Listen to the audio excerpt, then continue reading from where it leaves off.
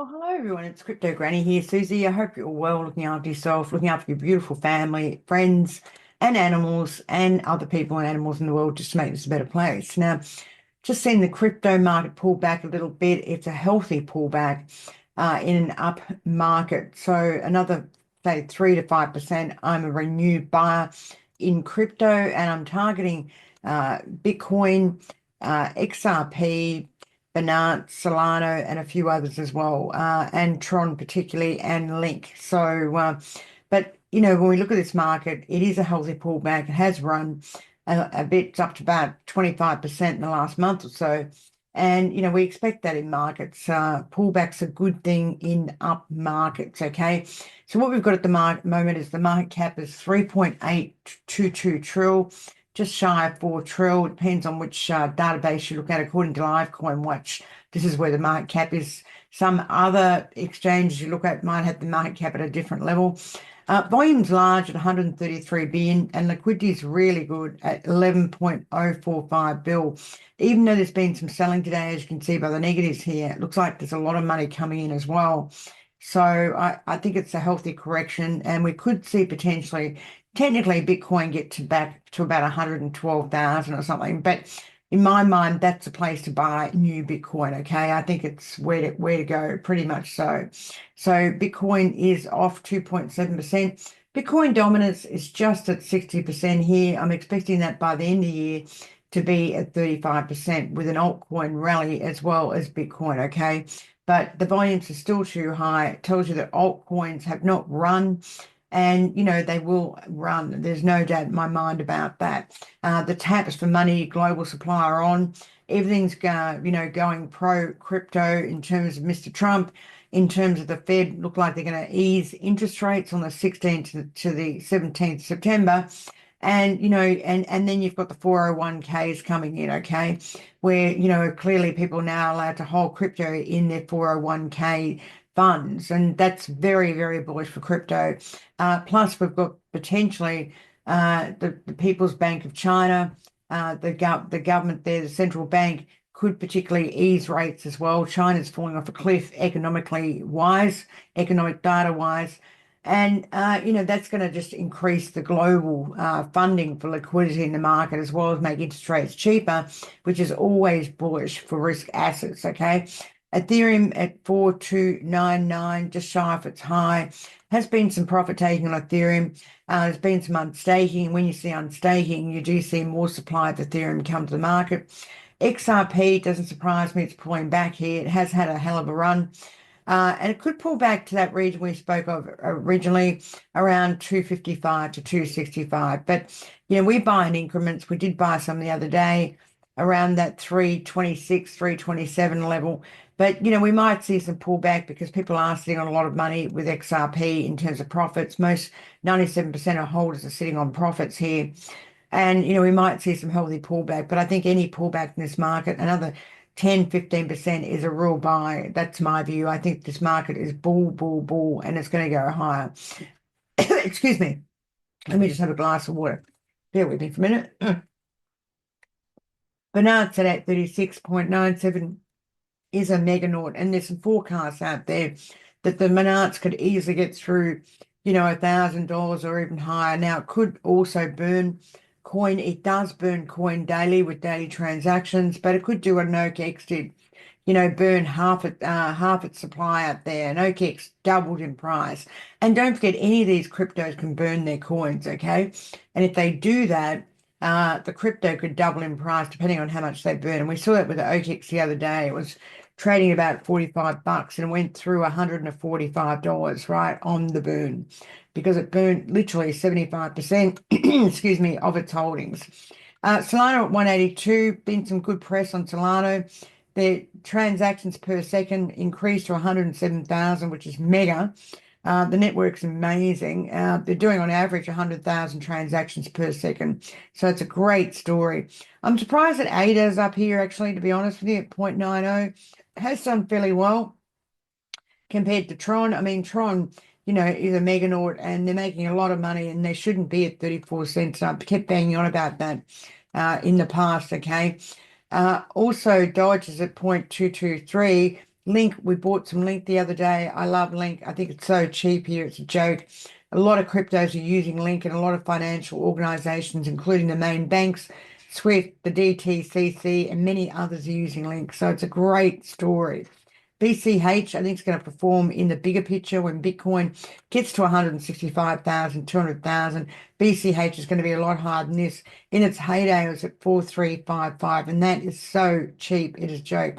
Plus, we're keeping an eye on other cryptos here, Avalanche and a few others, Pepe, of course, the Mimi that we hold, and Crow and a few others as well. But look, the alts are really, really cheap, people. There's no doubt about it. VeChain is as cheap as chips. It's one of the preferred cryptocurrency technologies used by China, just like Conflux and a few others that we keep an eye on. So, but look, I'm still bullish. This is a healthy pullback in a market that's going to go up. And you really need to be set before this market goes up. Okay, so let's look at the technicals and see what we can glean from those. Let's go to Bitcoin here, USD Tether. Let's go to USD Tether. Just bear with me for a minute. Alrighty, here we go. So let's have a look at this. We're on the here we go. We're on the weekly here, and the up volume is basically 2,000. Sorry, 2,000 on the way up and 10 on the way down. So it looks like there is more sellers out there than buyers, that's for sure. And we could see this potentially on the weekly, potentially move back to that area of about 112,000, or to be more precisely, 117,754. Okay. The moving it just gone through the volume weighted average price, and it could get back to potentially, as I said, about 117,750 or somewhere there, 112,000, something like that. And I think that's a buy level for Bitcoin. If we go the daily on this, it's gone through the VWAP. Looks like it's going to pull back to, on the daily, about 112,000. Okay, so we've got up volume 4.29 and down volume 7.91. Let's go to Ethereum. Have a quick look at that one. Can't look at all the technicals, as you can understand. Okay, let's go to the weekly on this one. Right, Ethereum doesn't look as bearish as Bitcoin, but then there is a lot on the sell here. If you have a look, 157,000 on the way up and down to 356. So we will see some short-term profit taking here. We still could see Ethereum get back to potentially, what are we looking at here? Maybe this one here, this juncture here, 4,760, something like that, okay? Just on the weekly. If we go the daily on this one, up volume is 200,000, down volume is 303. Looks like it gets back to its VWAP. VWAP 4175, very short term. We have got sells here, and it could pull back quite nicely, that VWAP, and there you'd be buying off that level. Basically, line in the sand would probably be $4,000 per unit for Ethereum. We just have to see what happens in the next week or two. Have got some important data coming out this week. The Fed is going to be talking their minutes from their last meeting, and there's going to be the Jackson Hole where they have to report to the Senate, I think, in terms of that as well. So let's go to XRP. That is seeing a bit of weakness at the moment. It doesn't surprise me because it's had a hell of a run. All right, let's go to the weekly on that one. Okay, we've been given a sell here. It's just below the VWAP on the weekly. Up volume is 12 million and down volume is 39.26. So, yeah, it does look like it can pull back a bit. Maybe potentially to first line of defense is 288 and then potentially down to the second line of defense, 252. I'd be a buyer at those regions. And we do our buying incrementally. So, I wouldn't spend, say, $5,000, but I'd buy, say, a couple of thousand at 288 and then a couple of thousand at 250-ish, waiting for the next move up. On the daily, up volume is 20 million and down volume is 30.73. So just gone through its VWAP, and on the daily, it could potentially get back to 277 on the daily. So we are going to see some short-term weakness there. Let's have a quick look at Link. These are the ones that I'm particularly interested in picking up with any weakness, okay? Link is a meganaut. It's finding it difficult to get through resistance at 26.25 on the weekly. Have been given a sell here. If we look at the up volume, 2.92 mil up and down 5.4 mil. If we look at the daily on this one, being given a sell here, but it is clearly way above the VWAP here. So I think any pullback in this is going to do quite well. On the daily, 4.04 up and 4.31 down. So there are buyers out there for Link. We've seen them come in. Let's go to the 4-hour on that one. It's pretty interesting to have a look at this one. Just below the VWAP. Could potentially get back to this area here, potentially 24.32.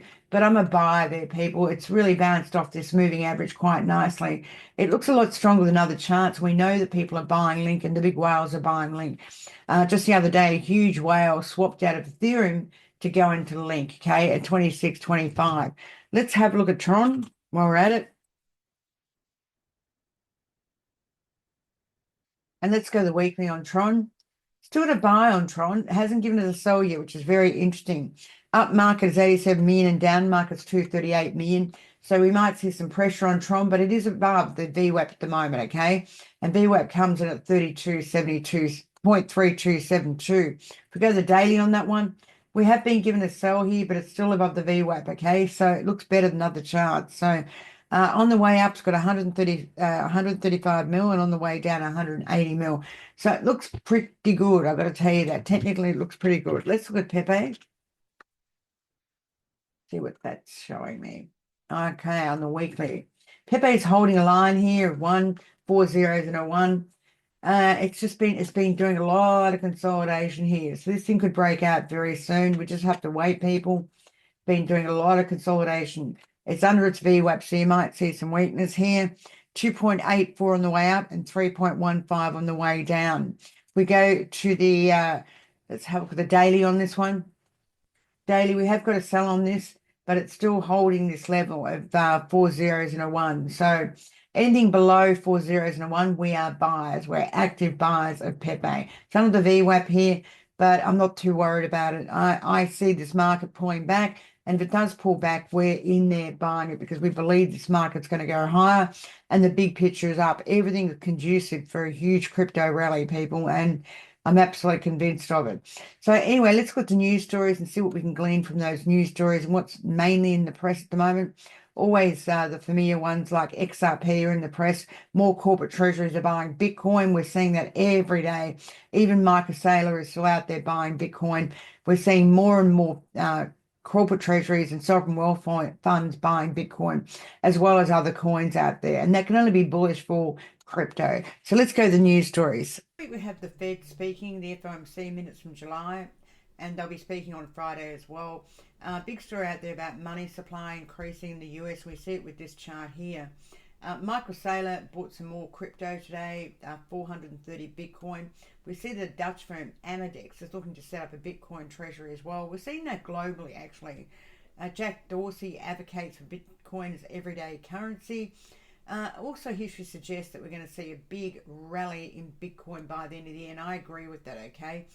We've also seen BT Treasury buy crypto as a Swedish company, and there's a lot of unlocks coming up in the next couple of weeks, okay? Also, Tiger Global acquired Circle shares, and this is a significant move. Gemini intends to go public with the NASDAQ an IPO, and Norway Wealth Fund increased Bitcoin holdings by 83%, which is also significant. We are seeing some unstaking of Ethereum, and that could potentially put a little bit more pressure on Ethereum. As I mentioned before, a big whale bought Link over and above Ethereum. And we also got a lot of good press re-Chainlink. Now, 500 million got liquidated of XRP. We do see the fear and greed index came back from 70 last week to 60 this week. Also, flows for ETFs were huge at 3.748. Bank of America did a global fund manager survey, and found that not many people are holding crypto, more than just less than 3%, which means there's going to be a lot of growth in that story. There's this economic story out there. Read the People's Bank of China. They're considering doing stimulus to their economy. The economic data in China has been quite woeful, have to say that. And, they're looking to potentially increase the money supply within China and also reduce the interest rates. And if you see that, that is going to be very, very bullish for cryptocurrency, okay? And risk assets, okay? It means if they're easing interest rates, it means it's basically risk on for everyone, right? China is one of the hugest economies in the world, and with a cut in interest rates, we will see buying of crypto in a big way. Notwithstanding, apparently it's still not law in China to actually buy crypto. I mean, they could reverse that law at any time as well, and that would be a huge driver to push up crypto prices. Okay, so there's a big risk of being out of the market. We do see that the US monetary base is increasing with 5.8 trillion, and China has 5.2 trillion in a monetary base. Japan also 4.4, right? But China accounts for nearly 19.5% of global growth domestic product. And anything they do has huge implications for international capital flows, okay? So it really dominates the global economy, and potentially I think they will ease quite a lot in China, and they'll increase money supply in China, okay? We have seen the US economic data has been quite weak, particularly retail sales, very, very weak indeed, and also unemployment was higher, and also employment generated was actually lower, which is not great for the US economy. And that's why Mr. Trump is saying the Fed should cut 3 times. Also, Goldman Sachs is calling for 3 cuts in Fed interest rates as well, and I believe they need to do it. I believe the US Fed are behind the curve, and the weakness is really bad in the US when you look at it right across the board. Nomura and Commerzbank Bank are saying that imminent cuts in the in China will also happen, which is going to be an absolute stimulus for the crypto market going forward. And we do see that many central banks globally are actually cutting rates at the moment. Any cuts in funding rates are very, very bullish for corporations as well as individuals, and that will boost risk assets, okay, particularly cryptocurrency and stock, because there's a reduction in financing costs. And you'll also see corporate treasuries issuing debt and equity into the market, particularly debt because interest rates are lower, and buying crypto. And we're seeing people buying crypto right across the board, okay? And that can only, in the bigger picture, that can only be ultra bullish for crypto markets, okay, and risk markets. So it's a great story, and I think they will cut. They need to cut, and they need to cut quickly. The data that's come out, many University of Michigan Consumer Survey released in early August suggests that many Americans believe that unemployment is going to get worse, okay? 60% are calling them it's going to get worse, and they're calling it to literally levels of 2008, where we saw absolute pessimism in economic growth as well as high unemployment, okay? So, not a great story. We've also seen yields go a little bit higher in yield, and, again, we've seen risk aversion at the moment. So, I think the Fed needs to cut. That's my view. Now, Amdex, a Dutch cryptocurrency server provider, has just started buying more crypto. They've launched themselves on the Euronext stock exchange, and they expected to do what a MicroStrategy is doing, basically issuing debt and equity into the market to buy Bitcoin, okay? And we're seeing this with many other corporates out there. And we're seeing it internationally. We even see it with a couple of Swedish corporates doing the same thing, okay? So they've amassed, 24 billion in Bitcoin, and they intend to buy more Bitcoin, which can only add support to Bitcoin in the bigger picture, okay? Yes, we do see machinations in this market where things come off their highs, but again, every corporate will start to buy Bitcoin. And this is one of the first service providers to register with the Dutch Central Bank to actually buy Bitcoin. We see more European companies starting to use Bitcoin as a treasury reserve asset.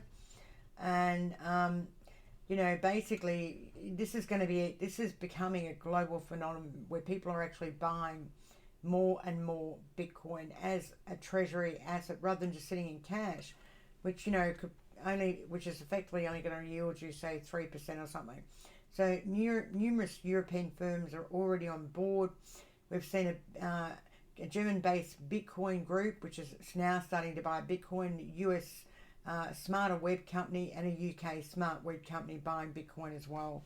So this will be a global phenomenon which effectively will go, more and more. We're going to see much more of this, and it's nothing new, people, absolutely not.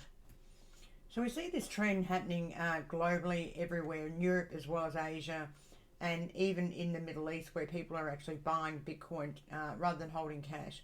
Now, Wellgix Health, a leading pharmaceutical company, is now using XRP Ledger.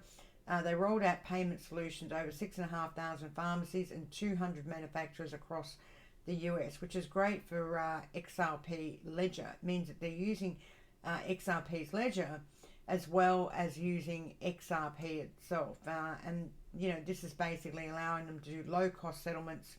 And it's quite a big client for Ripple, actually, I have to say, where they can pay for drug inventory without banking delays or high credit card fees, and they can do it instantly within 3 seconds using the XRP Ledger.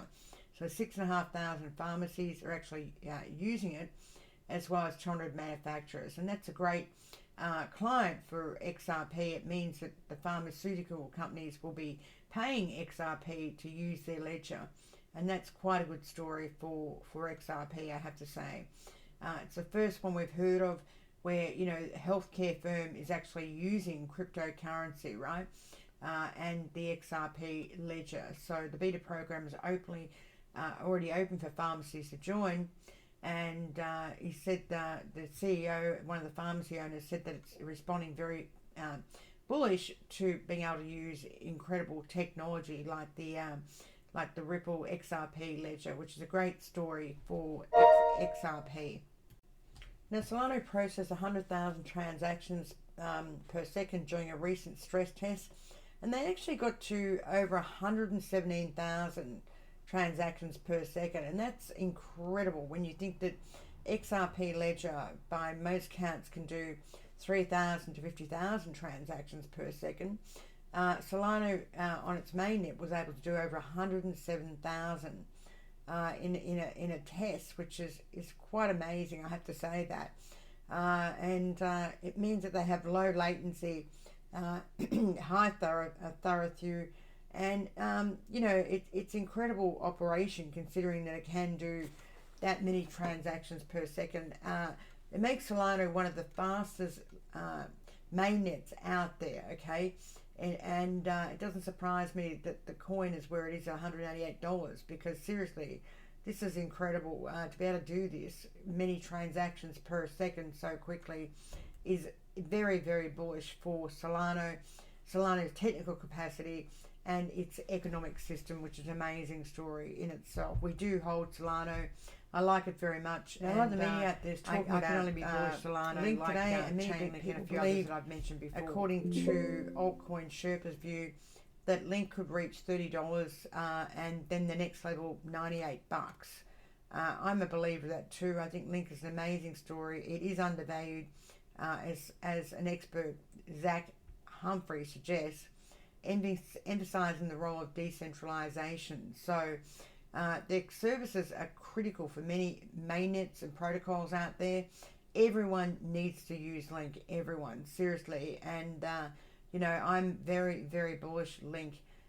Link have connected many companies such as Milk Road, Westpac, ANZ, NAB, and some of the largest banks in Australia as well as corporate treasuries, other cryptocurrencies. Avalanche use them, Tron's using them, many people are using them, and many of the big exchanges are using Link.